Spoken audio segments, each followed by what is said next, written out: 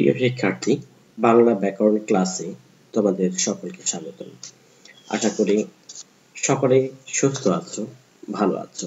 আমাদের আজকের আলোচ্য বিষয় অব্যয় পদ। আমরা এর আগে বিশেষণ পদ নিয়ে আলোচনা করেছিলাম।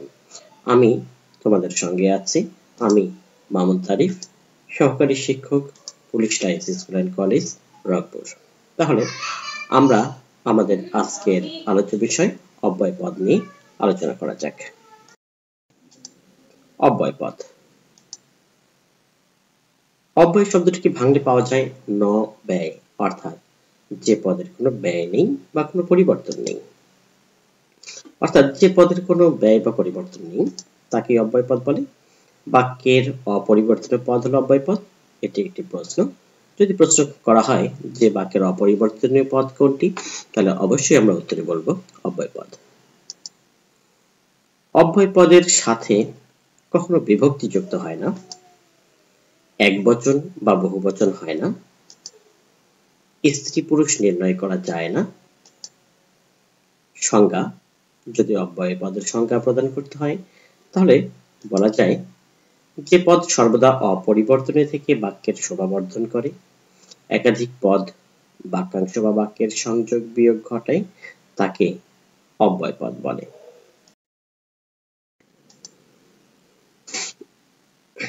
বাংলা ভাষায় 3 প্রকার অব্যয় আছে, যথা বাংলা অব্যয়, ও, আবার, হ্যাঁ, না ইত্যাদি।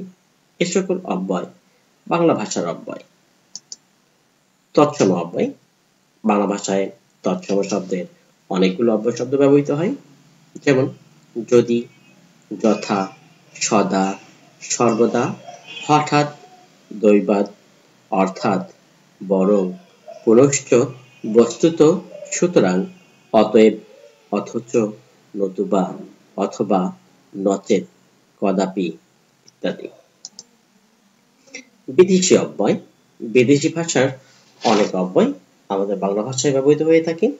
তার মধ্যে সাবাস, খাসা, মারহাবা, মাইরি এগুলো হচ্ছে বিদেশি ভাষার অব্যয়। প্রকারভেদ। বাংলা ভাষার সমস্ত অব্যয় পদগুলোকে মোট 4টি শ্রেণীতে ভাগ করা হয়। অবশ্য এর ব্যবহার এবং অর্থবৈচিত্র্য অনুসারে এই প্রকারভেদটি করা হয়ে থাকে। তাহলে অব্যয় প্রধানত 4 প্রকার, যথা সমুচ্চয়ী অব্যয়, অনন্বয়ী অব্যয়, অনুকার অব্যয়, অনুসর্গ অব্যয়। তাহলে এবার আমরা সমুচ্চয়ী, অনন্বয়ী, অনুকার ও অনুসর্গ অব্যয় প্রত্যেকটির আমরা আলাদা আলাদা ভাবে চেনার চেষ্টা করব। সমুচ্চয়ী অব্যয়। প্রথমে আমাদের জানা উচিত যে সমুচ্চয়ী অব্যয় কাজ কি। সমুচ্চয়ী অব্যয় সংযোজন, বিয়োজন ও সংকোচন ঘটায়। তাহলে আমরা বলতে পারি যে অব্যয় সংযোজন, বিয়োজন ও সংকোচন ঘটায় তাকে সমুচ্চয়ী অব্যয় বলে।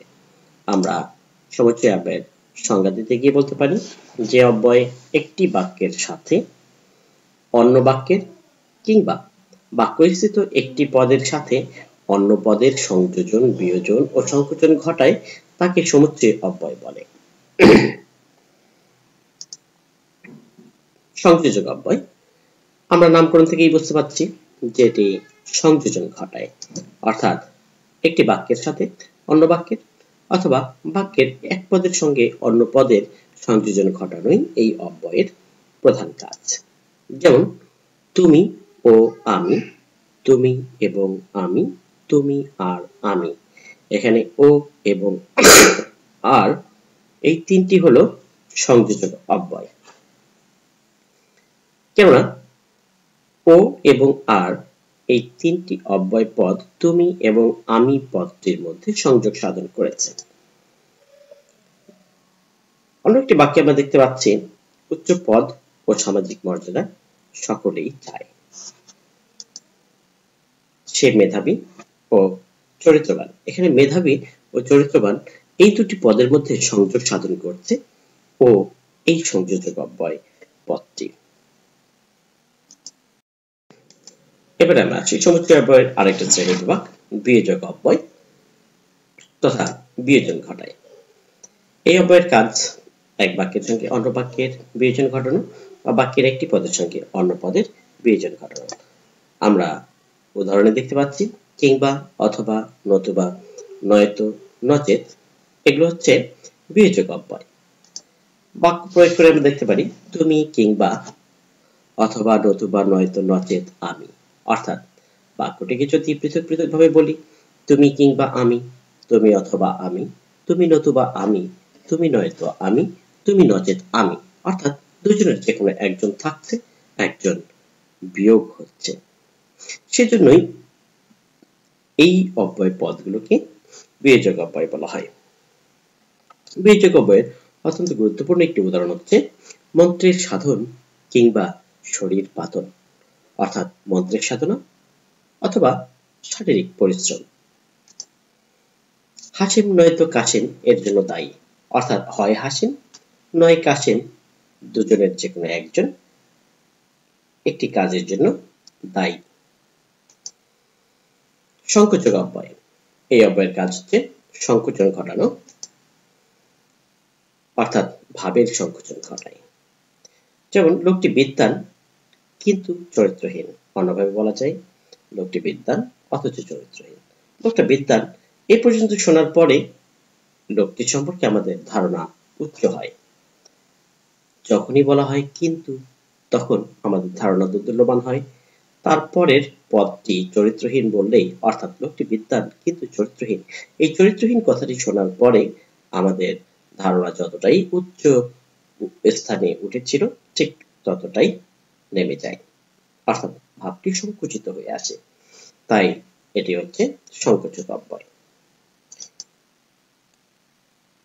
অনুগামী সমুচ্চয়ী অব্যয়, এটিও সমুচ্চয়ী অব্যয়ের আরেকটি শ্রেণী বিভাগ বলা যেতে পারে। এর মধ্যে আছে যে, যদি, যেন প্রভৃতি। আমরা যদি এগুলোকে বাক্যে প্রয়োগ করি তাহলে বলা যেতে পারে তিনি এত পরিশ্রম করেন যে তার স্বাস্থ্যহানি হওয়ার আশঙ্কা আছে। এখানে যে হচ্ছে একটি অনুগামী সমুচ্চয়ী অব্যয়। অন্যভাবে বলা যায় আজ যদি পারি একবার সেখানে যাব। এখানে যদি হচ্ছে একটি অনুগামী সমুচ্চয়ী অব্যয়, বা এভাবে চেষ্টা করবে যেন কৃতকার্য হতে পারে। এখানে যেন হচ্ছে একটি অনুগামী সমুচ্চয়ী অব্যয়। এবার আমরা আসি অব্যয়ের শ্রেণীবিভাগের দ্বিতীয় শ্রেণীবিভাগ, অনন্যয়ী অব্যয়। অনন্যয়ী শব্দটিকে বিশ্লেষণ করলে পাওয়া যায় অন যোগ অন্যয়। অন অর্থ নেই, অন্যয় অর্থ সম্পর্ক, অর্থাৎ নেই সম্পর্ক তথা সম্পর্কহীন। অর্থাৎ বলা যেতে পারে বাক্যের অন্যান্য পদের সাথে সম্পর্কহীন অব্যয়। তাহলে বাক্যের অন্য পদের সাথে সম্পর্কহীন অব্যয় পদকেই অনন্যয়ী অব্যয় বলে।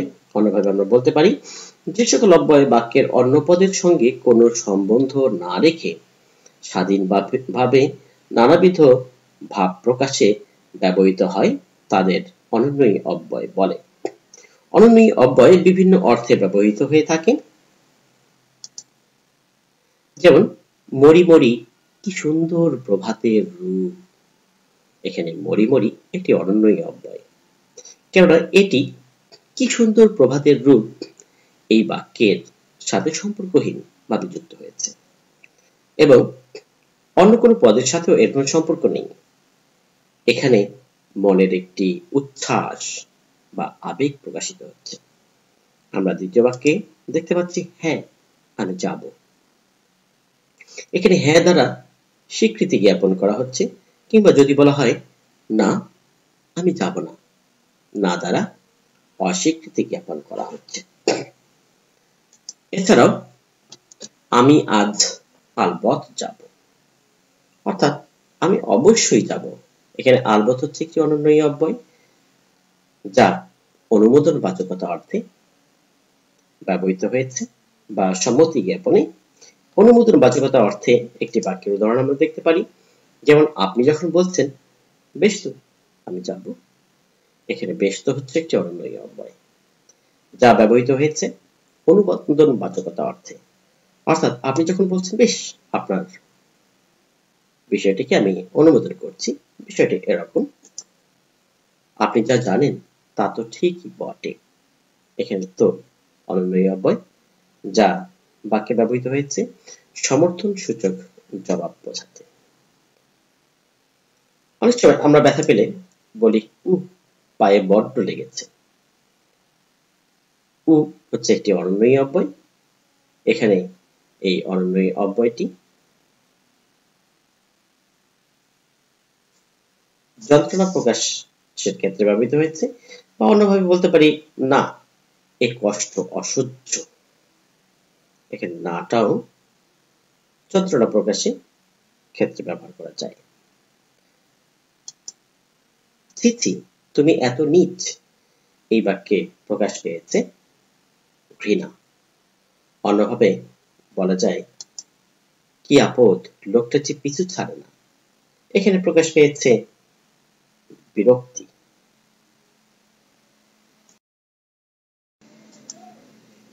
ওগো, আজ তোরা যাসনে ঘরের বাহিরে। এখানে ওগো এটি কি সম্বোধন পদ এবং অব্যয়, যেহেতু অন্য পদের সঙ্গে সম্পর্কহীন, তাই এটি অনন্যয়ী অব্যয়। এখানে ওগো অনন্যয়ী অব্যয়টি সম্বোধন অর্থে ব্যবহৃত হয়েছে। সংশয়ী সংকল্প সদা টলে, পাছে লোকে কিছু বলে। এখানে পাছে হচ্ছে অনন্যয়ী অব্যয় এবং এটি দ্বারা সম্ভাবনা বোঝাচ্ছে, লোকে কিছু বলার সম্ভাবনা। এখানে আমরা দেখতে পাচ্ছি কত না হারানো স্মৃতি আজও জাগে মনে। হারানো স্মৃতি আজও জাগে মনে, এই বাক্যটির পূর্বে কত না শব্দটি ব্যবহার করার ফলে বাক্যটার সৌন্দর্য অনেকখানি বৃদ্ধি পেয়েছে, যার ফলে এই বাক্যটিকে আমরা বাক্যালঙ্কার বলতে পারি। যেহেতু কত না এই অব্যয় পদটি বাক্যের সৌন্দর্য বৃদ্ধি করেছে, তাই এটিকে বাক্যালঙ্কার অব্যয় বলা হয়। নারীরা যেমন অলঙ্কার পরিধান করে সৌন্দর্য বৃদ্ধির জন্য, তেমনি বাক্যের সৌন্দর্য বৃদ্ধির জন্য যে পদ ব্যবহার করা হয় সেটির কাজই হচ্ছে অলঙ্কারের কাজ, বাক্যালঙ্কার। অন্যভাবে বলতে পারি হায়রে ভাগ্য, হায়রে লজ্জা, কোথায় সভা, কোথায় সজ্জা। এখানে হায়রে কথাটি বারবার ব্যবহার হওয়ার ফলে বাক্যের সৌন্দর্য সৃষ্টি হয়েছে, তাই এটিকে আমরা বাক্যের অলঙ্কার হিসেবে ব্যবহার করতে পারি। অন্যভাবে বলা যায় হরির উপরে হরি, হরি শোভা পায়, হরিকে দেখিয়া হরি, হরিতে লুকায়। এখানে বারবার হরি শব্দটি ব্যবহার করার ফলে বাক্যের মধ্যে এক ধরনের সৌন্দর্য সৃষ্টি হচ্ছে, যদিও এখানে হরি শব্দটি কোনো অব্যয় পদ নয়। এছাড়া আরো দুটি অব্যয় আছে, অনুসর্গ অব্যয়। আমরা অনুসর্গ অব্যয় সম্পর্কে বলতে পারি যে সকল অব্যয় শব্দ বিশেষ্য ও সর্বনাম পদের বিভক্তির ন্যায় বসে কারকবাচকতা প্রকাশ করে তাদের অনুসর্গ অব্যয় বলে। যথা ওকে দিয়ে এ কাজ হবে না, এখানে দিয়ে হচ্ছে একটি অনুসর্গ অব্যয়। অনুসর্গ অব্যয় পদান্বয়ী অব্যয় নামেও পরিচিত। অনুসর্গ অব্যয় দুই প্রকার, একটা বিভক্তি সূচক অব্যয়, আরেকটি হচ্ছে বিভক্তি রূপে ব্যবহৃত অনুসর্গ। এছাড়াও আরেকটি অব্যয় আছে, সেটি হচ্ছে অনুকার অব্যয়। যে সকল অব্যয় অব্যক্ত রব শব্দ বা ধ্বনির অনুকরণে গঠিত হয় সেগুলোকে অনুকার বা ধ্বন্যাত্মক অব্যয় বলে। অন্যভাবে বলতে পারি কোনো কিছুর কাল্পনিক বা স্বাভাবিক অনুকৃতি বিশিষ্ট শব্দই হচ্ছে অনুকার শব্দ। অবশ্য আমরা দ্বিরুক্ত শব্দের মধ্যে যে ধন্যাত্মক দ্বিরুক্ত বা অনুকার দ্বিরুক্ত শব্দ দেখেছি সেটিকে এই অনুকার অব্যয়ের অন্তর্ভুক্ত করা যায়। যেমন বজ্রের ধ্বনি কর্কর, বৃষ্টির তুমুল শব্দ ঝমঝম, স্রোতের ধ্বনি কলকল, বাতাসের গতি সনসন, শুষ্ক পাতার শব্দ মরমর, নুপুরের আওয়াজ রুমঝুম, মেঘের গর্জন গুড়গুড়, সিংহের গর্জন গড়গড়, ঘোড়ার ডাক চিহি চিহি, কাকের ডাক কা কা, কোকিলের রব কুহু কুহু, চুরির শব্দ টুংটাং। অনুভূতিমূলক অব্যয় ও অনুকার অব্যয়ের শ্রেণীভুক্ত, যেমন ঝাঁ ঝাঁ, খাঁ খাঁ, কচকচ, কটকট। টলমল ঝলমল চকচক ছমছম, টন টন খটখট প্রভৃতি অলুকার অব্যয়ের অন্তর্ভুক্ত। এছাড়া তোমরা হয়তো সকলেই সুকুমার রায়ের একটি ছড়া পড়েছ, ছোট্টবেলাকার ছড়া, চলে হন হন, ছোটে পন পন, ঘোরে বন বন, বায়ু শন শন, থালা ঝন ঝন, শীতে কন কন, কাশি খন খন, ফোড়া টন টন, মাছি ভন ভন। এই যে এখানে হন হন, পন পন, টন টন, খন খন, ভন ভন, শন শন, এই ধরনের যতগুলো শব্দ আছে সবগুলোকেই অনুকার দ্বিরুক্তি বা অনুকার অব্যয় নামে আখ্যায়িত করা যায়। আমরা আজকের ক্লাসে প্রায় শেষ পর্যায়ে চলে এসেছি। পরবর্তী ক্লাসে আমরা অব্যয় নিয়ে আরো আলোচনা করব। অব্যয় শব্দগুলোকে আরো বিভিন্ন অর্থে ব্যবহার করা যায়, তাই আমরা পরবর্তী ক্লাসে অব্যয় নিয়ে আরো বিস্তারিত আলোচনা করব। সকলকে ধন্যবাদ জানিয়ে আজকের মতো বাংলা ব্যাকরণের ক্লাস এখানেই শেষ করছি। আশা করি সে পর্যন্ত সকলে নিরাপদে থাকবে, সুস্থ থাকবে, ভালো থাকবে।